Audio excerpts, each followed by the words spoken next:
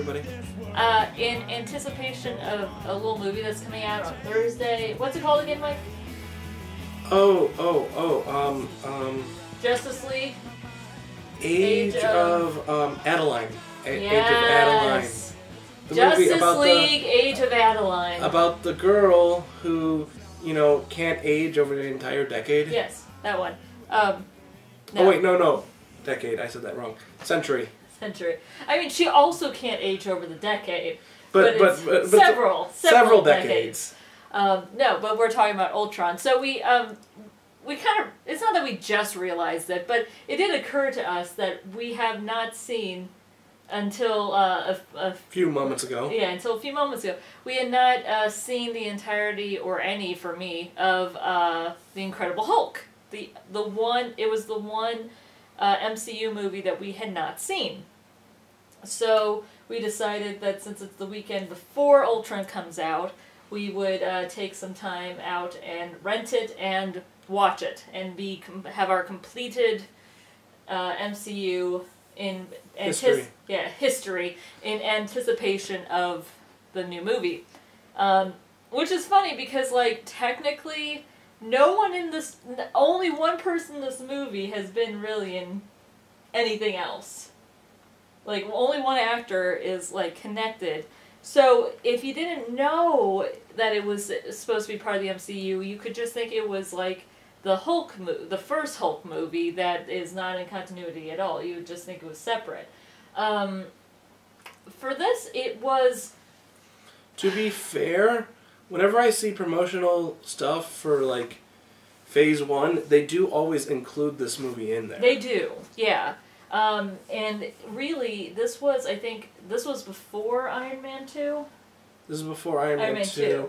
This was, I think, after Iron Man 1. Yeah, no, Iron Man 1 was the first one. And Iron Man 1 seems, after watching this movie, seems so much more in the continuity than this film.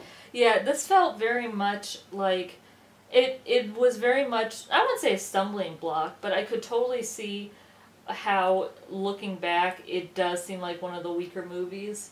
It's not bad, it feels like it has all those same flaws of the comic book movies from the 90s. Like, sort of a like... little bit. There's a lot going on, and not all of it is particularly focused. Yeah, there's just a lot of stuff. And the other thing I would say is that, but just as far as, like, comparing it to the rest of the MCU, it really does feel like they didn't know quite what to do with the characters. Yeah, a lot of the MCU stuff currently focuses on the characters, and this feels like it didn't focus on any of the characters. I appreciate the fact that they tried to explain, or at least show how Bruce would get from place to place, or, like, they tried to at least show, like, his experience trying not to be the Hulk. I could actually, like I said, I could appreciate the fact that that they did quite a few things to try to be like, this isn't just going to be a movie about him smashing stuff. This is, like, you're going to show a lot of Bruce trying to deal with this, a lot of him, going from place to place, which is, like, a big thing in the canon of the Hulk. So I appreciate the things it tried to do. It's just not up to snuff with a lot of the other stuff that they've done in this continuity, which is, I think, looking back in hindsight, it definitely compared to the other movie, which is just kind of a big old mess. This one's clearly this one's clearly written much more better than the Ang Lee Hulk. Yeah, this one is compared still to everything sort else, of flawed. It's sort of a plot piece. If you I think this is really one for people who like the Hulk as a character already. I think that they could appreciate it more. Whereas I don't think it would be nearly as interesting to people who hadn't known about the character as much, had only known vague stuff. So I can whereas with Iron Man, I feel like it engaged people into a character that they didn't know much about. And that was kind of the difference. Like, if you watch this after watching the Avengers and any of the movies with Bruce in it, even though this is a different actor playing Bruce, you're still invested in the character a little bit. So I feel like it's a little bit easier for me as someone who appreciates the character in general to be able to watch this now and go like, oh yeah, I get Yeah, all the what they were focus going to.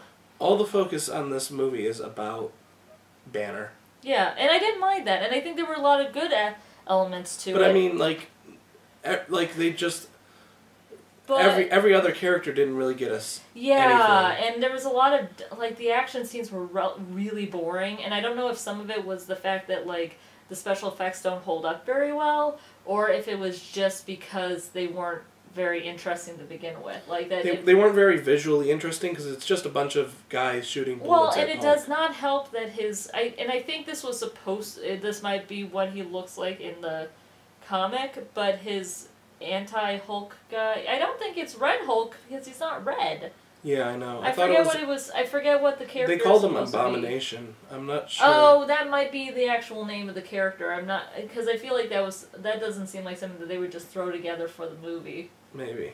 But he was gray on like olive green, and it was at nighttime. So basically in Toronto. It was in Toronto, but it was supposed to be in Harlem because if you remember, because in the Avengers movie, he mentions, like, the last time I was in New York, I sort of destroyed Harlem. Which is really, I think, Yonge Street in Toronto. Yeah. We've been to Toronto a lot of times, so we kind of, it's a little noticeable. What I will say is that, the action scenes were, like, the least interesting part. I didn't mind, I thought that, the best parts were really, who played Bruce? I know it too, and I can't think of my... Edward Norton. It's hard because, I really like, new guy. I'm really tired. New guy who plays him. That would be... I know, you H. Something with an H, right? I don't think so. Here, I'll look it up. And I know it too. It's really late. Hulk actor. Mark Ruffalo. Mark Ruffalo. You weren't even... There's no H.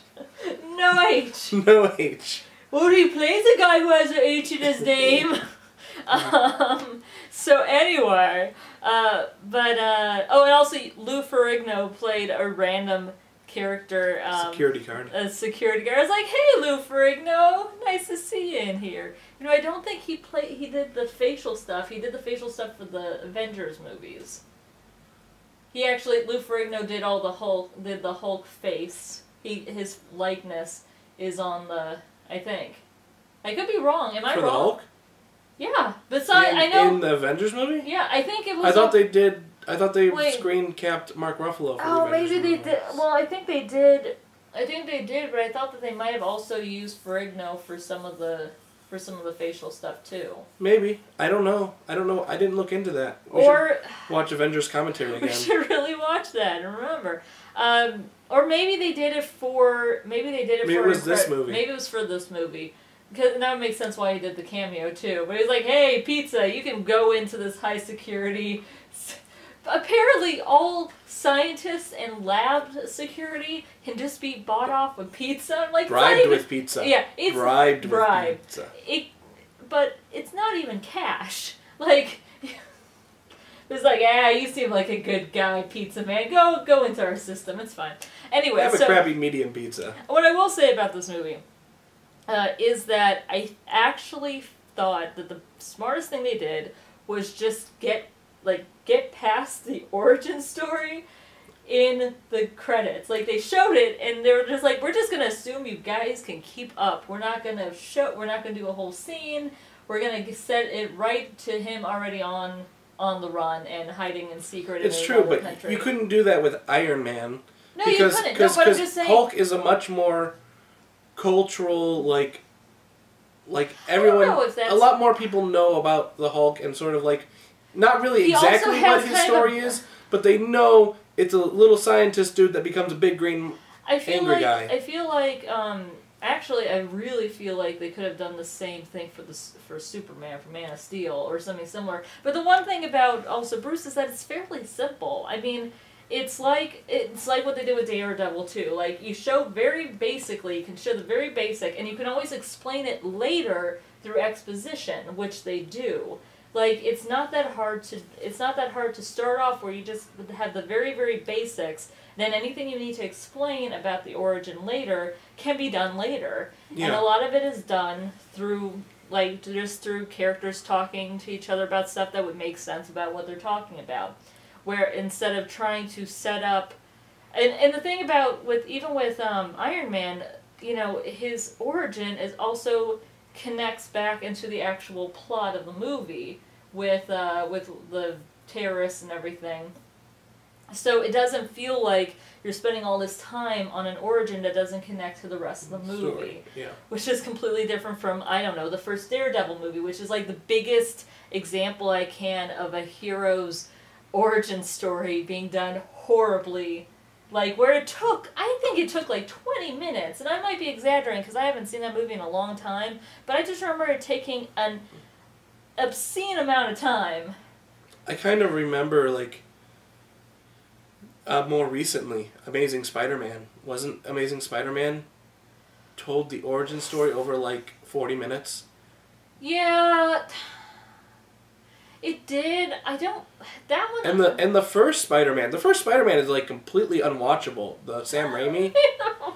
Like, it just tells the Spider-Man story so slow. That one is actually, I think, worse, because then they do a time jump. At least with Amazing Spider-Man, it's still supposed to be around the same time, because then he's, like, being angry about Uncle Ben's murder, and that connects. So it still feels like it's part of the same story, whereas with Spider-Man, it's like, and now we're going to jump a few months ahead of time, because we can, and now he's in, like... And we don't want to explain things, so montage. And now other things are happening, because we can. Man, those movies, I don't know. I know that I'm pretty sure they're going to make people feel, like, very...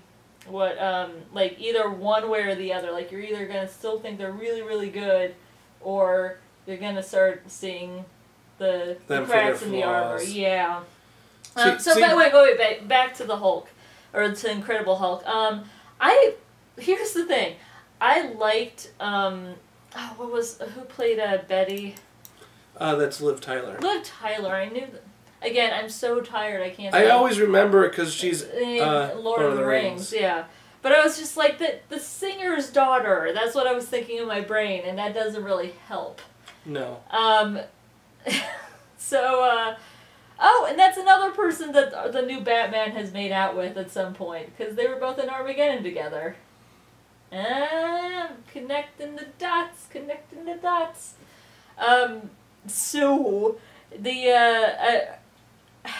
was I saying? You're talking about Liv Tyler, okay. She didn't get much. She tried really hard, and I feel so bad for her, because she tried so hard to bring stuff to the character, and when she got to do stuff, it was good. Like, she had good chemistry with Edward Norton. I believed them and I liked the fact that she, like, was gung-ho about helping him, that she didn't hesitate, you know. I wish that they'd given her maybe even a little bit more to do, because it still felt like he had the reins. But I did like the scene. There's a story there between her and her father that they didn't really explore. There was only a little bit, but I liked the fact that she got pissed at him. Like, that was a great moment. That was a great moment for her. But there was most of her lines are her saying Bruce in a soft voice. Bruce, you're back. Bruce, you turned into the Hulk. Bruce, you just threw a man against a tree. Bruce, don't kill the man who you threw against a tree. Now that he's a giant gray monster. Like, all of her big lines are her staring sad into the camera and going, Bruce. And I'm just like, you're not giving her anything to do. And this is why when people were like, oh, Jane Foster isn't that good of a character, blah, blah, blah. I'm like, no, they wrote her better than they did Betty. Betty was I think, not by her, it was the weakest rating on a female character, I think, in the... MCU? Yeah, at least a love interest in the MCU. It was really, and again, not dissing the character, not dissing the actress, because I feel like she did the best she could, but that writing was really sloppy for her. It could have been a lot better, especially because, like I said, they had decent chemistry. Like, I was convinced that they had history. Oh, and I did like the fact that the love interest, her boyfriend after Bruce left, who is the dad from Modern Family and also voiced Mr. Peabody, and he played the French detective in the newest Muppets movie. It's weird for me to think of him as like not leading man, but as like a love interest type, because he seems like such a dad now because of Modern Family. It's weird, like I said, it's weird for me, but I like the fact that they wrote him so that he's basically very supportive. Like, they don't get to have a lot of scenes together. They have like 2. But when her dad tries to get him to tell them where they went, one, he doesn't know, but he basically stands up to her dad and says, like, I wouldn't tell you. I wouldn't tell you if I knew. Yeah, exactly. Like, I know why she doesn't talk about you, because you're an asshole. And, like, the fact that he was very supportive of the fact that she had to go do this thing. And another thing is that... But I like the fact that there wasn't, like, a weird, like, they cut off the love triangle. Yeah, but they framed that scene, like, so... Like, they wrote it so weirdly, because he says, you know, I have a strange little thing, and I can tell when people are lying to me. So I know you're lying to me. Like, he said something along those lines. It was because he said, I just want to protect my daughter. I know. But he said, I have this thing that I can tell when anyone is lying. Because he's a psychiatrist. I know, but I heard that part, but it's still like the weirdest, dumbest line. It wasn't the best line. I'm just saying, it's better than hers going Bruce every 5 seconds. And it's a lot stronger if he says... If he doesn't even say that, and I know you're lying and stuff like that. If he just says, look, I know you're not... You know, it's a lot much stronger if he goes out there and just says, I know this, this, and this, and I wouldn't tell you even if I knew where they were. Yeah, but then they could torture him out of him or whatever. I'm just saying, like, then he could get actually arrested for like, not telling a government agency pertinent information. You really, really distrust this military organization that's in control of everything. Yeah. All they did was pump a scientist full of a serum and then want to use him as a weapon, and then basically treat him as an enemy of the state when he ran away. Like, there's nothing wrong with that. This agency. So anyway, then the person I was not expecting to show up was Tim Blake Nelson, who he's a character actor, and I've seen him in largely like hillbilly roles. Like, he was one of the counselors in Holes, if you saw that movie, and he plays Kimmy's stepdad on The Unbeatable Kimmy Schmidt. But he also plays Dr. Stearns here, who I found out after looking at the MCU Wikia is actually the arch nemesis of the Hulk in the comics, and here is like vaguely seen to get his blood at the end. So and apparently his story was resolved in a tie-in comic to the Avengers, so we might never get like an actual, like, if you didn't know that there was a tie-in comic with that, you'd be like, well, this probably should have been brought up. Like, this random guy has Hulk's blood now. That's a thing. They weren't very good at sort of character building in this movie. They weren't, and it shows because only one character showed up again in the entirety of the movies. The Hulk. The Hulk, yeah. I don't know. It wasn't bad, and it's fine as like a connection to all the other ones. And even on its own, like, if you forgot that the rest of the movies existed, it's not the worst superhero / action movie I've ever seen, because, you know, Michael Bay makes movies. Michael Bay still makes movies. And this one wasn't nearly so bad. It's just, you know, there's only like one woman. No, there are a couple other ones, but they barely get lines, and I don't remember their names, so I don't think that counts. There's the one military woman who gets knocked out, and I don't know, they never resolve what happened to her. And there was the woman at the beginning who Ed Norton kind of maybe had a thing for, but then he runs away because he's the Hulk and he's being chased. And that's it. And Liv Tyler. So, and the woman reporter who had lines. Doesn't count. She gave a news bulletin. Does not count. So then of course the big thing about is the end with Tony coming in, and there was one of the MCU shorts that explained how Coulson decided to use Tony specifically to get the general to okay that stuff because he would piss him off enough.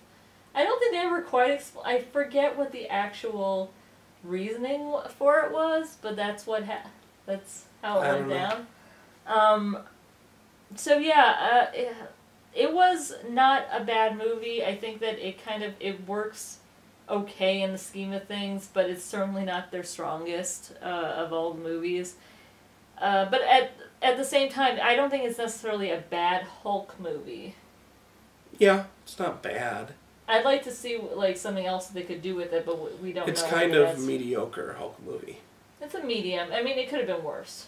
Yeah. They could have done a lot of stupid things with this setup. That's about it. Anything else you got to say? Not really. Well, that's it. We'll see you later for Ultron. Stay tuned for the podcast. That should be coming up. Yes, we're going to be doing the podcast this weekend. And you'll see, can't wait for our Avengers predictions sure to go wrong. Probably. And I got some Let's Plays going too. Now, I am exhausted, so I'm going to go to sleep. But we'll see you guys later on. See you guys next week. Bye.